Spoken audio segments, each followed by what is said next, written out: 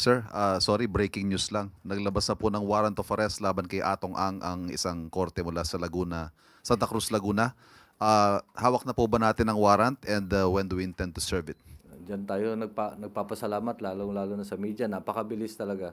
True that warrant of arrest were issued against Charlie TVY Ang alias Atong Ang at na-receive po or kasalukuyang nagko-coordinate po ang ating police dun sa concerned branch 26 of Santa Cruz, Laguna.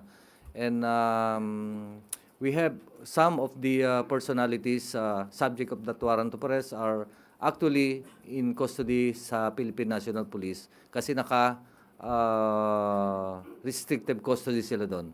I think there are about 10 or 11 police personnel who are under restricted custody, and they are now being directed to surrender to the Criminal Investigation and Detection Group. And the others, the dedicated teams of the PNP are now on their way to implement the warrant of arrest. Are we anticipating any difficulty with the service of the warrant?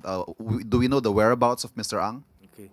We have certain procedures in implementing warrant of arrest, hindi lang warrant of arrest, at different police operations. This is a implementation of warrant of arrest. Meron tayong procedure and the PNP personnel, all PNP personnel involved are, of course, mandated na sundin ito.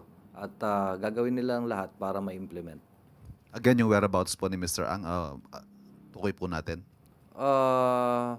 Tukoy ang ating warrant of arrest or location of Charlie Atong Ang, different location, and it will be served in those locations. Salamat po. Salamat po.